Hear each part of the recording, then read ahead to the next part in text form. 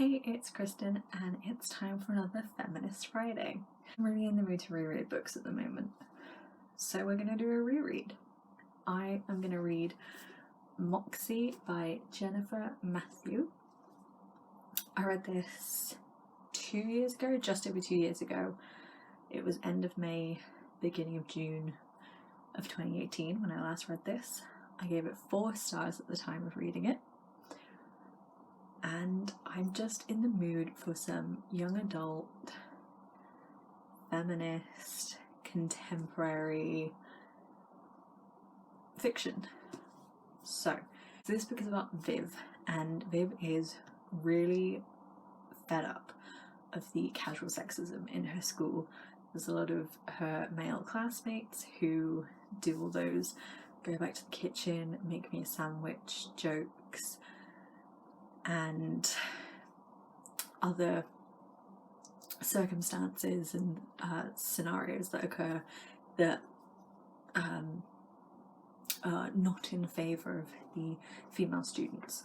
So Viv takes inspiration from her mum's old punk riot girl kind of days, and she decides to create a zine, a bunch of posters and pamphlets that she leaves around the school, and she asks all the girls to join in with her in saying no to all of the casual sexism that they experience at school, and to shut it down when they see it happening, and to not put up with it anymore. And that's the basic premise of this. And then she, makes new friends. I think there's, if I remember correctly, there's a new boy who joins school. I remember not being hugely sold on the romance because I kind of felt like it didn't need to be there. I would be perfectly happy just reading a book about a bunch of girls creating something really interesting and feminist without there being a romantic side plot. But we'll see how I feel about it this time, whether my feelings change, whether I think the same. I really enjoyed this at the time. It wasn't quite a 5-star for me because the romance I thought was unnecessary, so I couldn't give it full 5 stars. But I really liked the vibe of this book. So I gave it 4 stars last time, and I really hope that I still enjoy it just as much, and I don't lower my star rating, because I have really fond memories of this. And I think it might just be because of the vibe of the book. I just love girls, women getting together and making something, in this instance a zine, and just protesting and getting together and making a project and being passionate about feminism and supporting women and all that kind of jazz, because that is what I personally in my life would want to do. So I'm going to give this a reread, and I will let you know my thoughts.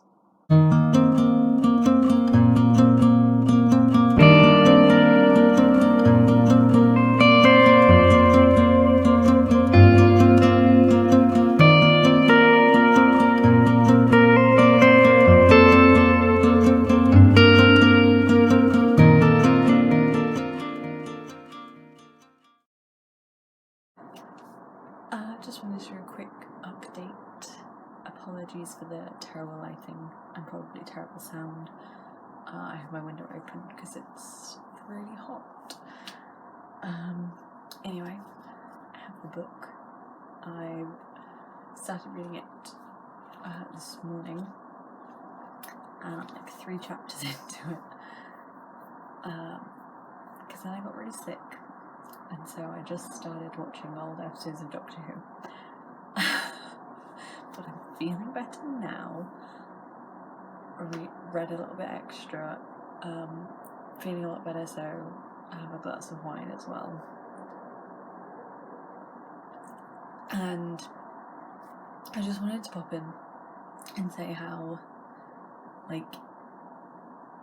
sorry, my laptop's blowing me and just lit up. how I think the beginning of this is done really well, because this book pretty much gets straight to the point, which I enjoy, especially in like a contemporary novel. It just like gives us a chapter or two to settle into the characters, but the plot is like already there, or the beginnings of the character having like an idea, which is gonna further the plot, is already there. And I like that we can see the character like changing her mind about stuff. So in the beginning of this, there's a new girl in school called Lucy, and Lucy like speaks up in class, and this boy at the back of the room like coughs, make me a sandwich, and like disrupts the class, and then the teacher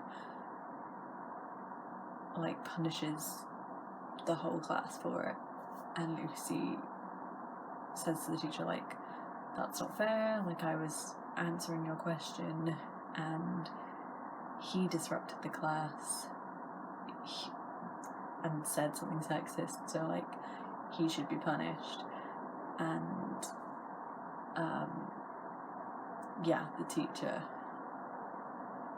shuts her down, and the main character Viv is like really internally annoyed at the guy who made the sexist comment, and she's like, oh, it's so typical of him, I like can't stand him, and like sympathizes with Lucy but doesn't say anything, because she's like, if I say something then he'll probably just say something sexist to me, and if I argue on behalf of Lucy to the teacher, then like you can see her internal thoughts of like, well, it's just gonna drag out the situation and maybe I'll get in trouble, or it'll just escalate things and it's not gonna change anything.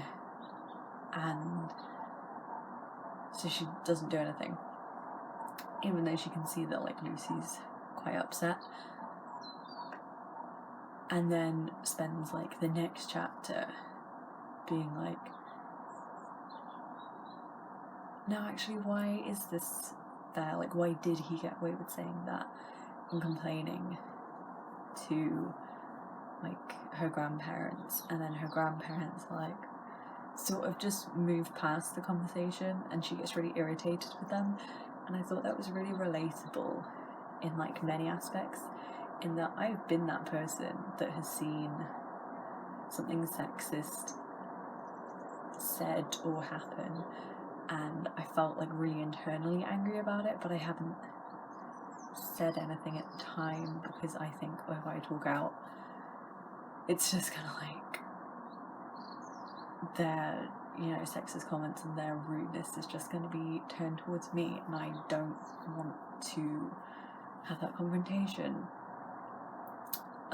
So I found that relatable, because I definitely was like that when I was younger, and I also thought it was really relatable when like we're trying to talk about these issues, like sexist issues, feminist issues, with other people who just don't like care as much as you, or aren't as interested as you, and you bring up like some sexist thing and people like blow it off or don't really take notice that you're upset by this. They're like, oh yeah, that sucks, move on. And it's like, no, actually can we talk about this? And then you end up getting irritated at that person as well as the person that you're initially angry at. So I just think, like, in terms of all that, I think like the first couple of chapters are really relatable, and like even though I'm in my mid-20s now, I can still relate to like these teenage characters, because I can remember like, yeah, that was me when I was that age. Or, you know, some stuff happens nowadays. Like, I don't think just because it's young adult and they're teenage characters that there's nothing for me to relate to in the story. I'm still making my way through. I still feel the same about the relationship. I feel like either the relationship needs to just not be there, or make it gay, which is my answer to a lot of stories, to be quite honest. I feel like Seth, who is the boy that Viv has a crush on, does the same thing in his character, like serves the same purpose, at least initially, that Lucy, the new girl in school, does. Like, Lucy's the new girl, Seth's the new boy. Lucy is one of the few people that initially joins in with Viv's zine thing. Like, in the very first scene, she says, if you agree with like the points I'm making, the feminist stuff I'm talking about, then draw like stars and hearts on your hands. And Lucy joins in with that, and so does Seth. And I'm just like, at this point, like, I'm still in my reread, only a little bit of the way in, but at this point they're serving exactly the same purpose, I feel. So I sort of wonder why Jennifer Matthew didn't just make Lucy the love interest and not have Seth in it. Like, unless something happens that I've forgotten, I'm pretty sure throughout the book they sort of just serve the purpose of being the ones who are there for Viv. Both the new kids that Viv forms a relationship with, they're both like one of the only people who joins in with Viv's initial Moxie stuff, and they're both there for her when other people aren't. So I feel like we either just needed to focus on the friendship with Lucy, or if Jennifer Matthew really wanted romance, I feel like the romance could have just been with Lucy. And that Seth is kind of an unnecessary character. I get that maybe she was doing it to be like a nice, not all men kind of thing. I don't think she's like not all menning, but she's showing that, you know, some guys are decent, because a lot of the teenage boys in this are just arseholes. So maybe it was included, Seth was included as the character to show that, you know, not all men are assholes. Yeah. Although I do think I remember vaguely there's like one bit where Seth's like being really supportive, but Viv's like really aware that he doesn't fully get what she's talking about. Like, he can surface level be like, that sucks, like, I'm so sorry that you have to deal with that sexist stuff. He's never fully gonna get it because he's a guy. And I think that's like a tiny plot point, but not enough for, I think, it to mean anything.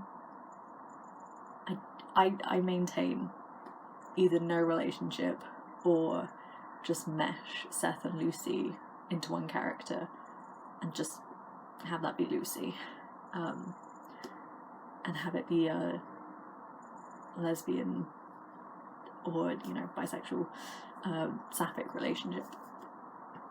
That is like the one thing I would change about this book so far. Yeah, that's my thought of the moment. Long story short, should have been gay. I'm at the bit where like the teachers are becoming aware of Moxie, and just like trying to shut it down, or the male teachers aren't listening to the girls that are complaining about sexism, and it's I'm so mad. This book's making me really angry. I'm just an angry feminist. I just finished reading Moxie, and I just really like this book. I think it does a great job of covering like a variety of topics when it comes to feminism and sexism. You know, it looks at casual sexism in just like the sexist things that some of the male students say. It goes into like you know, physical and sexual assault.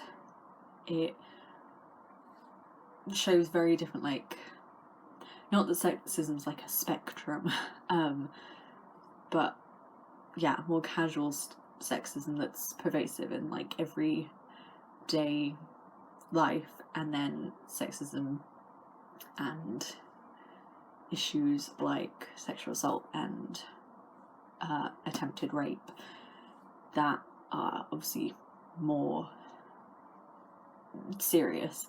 I know that there's a few like reviews that say it doesn't it's not super diverse. There's quite a few characters of colour, but they're more sideline characters, and though there are conversations that happen about you know, how the boys create this like chart of pitting all the girls against each other to see who's like the most fuckable girl in school, and one of the characters makes a comment that, have you realised that a white girl always wins, and that the like black girls get pissed off about that, but then why should they be pissed off, because why would they want to win that? And how women can also buy into these sort of casual sexism and patriarchal things almost as much as the guys. I think it does a great job of, even within like the friendship groups, at the beginning Claudia's very like, I'm not sure about like feminism and getting involved in all that stuff, and why would you want to draw attention to yourself? And you know, Lucy and Vivian are very much for it, and how women can have different ideals as well, but in the end they all come together, and I think that's really nice, that it's just like this really bonding thing, that it's not just Vivian's friend group. She then sort of befriends, or is at least friendly with, other girls that she used to be friends with, but they grew apart, but Moxie brings them together, or girls from like lower years, or the really popular girl in school who I feel like in a lot of other things would be portrayed as like a bitch, as like the bitchy popular girl, but they're like, no, she's actually just a really nice girl that maybe doesn't buy into this stuff as much as we do, or maybe she does and we didn't realise. And Moxie just brings everyone together, and the sort of end moment in this, like the climax of the story, I think is quite moving. And I really enjoy it. And like I said, with the reviews, people criticise it for not being super diverse in terms of race, because it's only really side characters, and then there's one moment with queer characters, but it's like really not a thing. And I understand those criticisms, because you could argue that it leans towards like white feminism a bit, because the main character is white and so she doesn't see things. But I think including some stuff to do with race and queerness is better than not including it at all. And I am aware that this is one book that's just over 300 pages and it can't do it all. And I think what it does do, what it does talk about and discuss and the issues it tackles, it does well. I would keep my rating at 4 stars. I wouldn't dock a star. It still doesn't get a full 5 stars for me because I'm never sold on the romance. Even if Seth's an okay character, I never felt that much chemistry. I was never that invested in the relationship. So it's still a 4-star book for me. And if you want young adult that's mostly like fun, I guess, and feminist and just about girls coming together through very different circumstances and different ideals, but having a feminist thing bring them together, then I would highly recommend Moxie. I think Jennifer Mathieu wrote a really interesting book that I just really get on board with the vibes of this book. And I'm not sure if she has any other books out, but I'm gonna look into that because I think it's a really easy read. Like, the writing's not super intricate, but it's good, and it's really engaging and quick to read, I think. So yeah, highly recommend. I really like Moxie. So that's the end of this video. I am going to have a look at my shelves and all my other books by women about women and see what I want to do for my next Feminist Friday, which may be soon because I'm really after reading Moxie in a very feminist, let's smash the patriarchy kind of mood now. But thank you for watching, and I will see you soon in another video. Bye!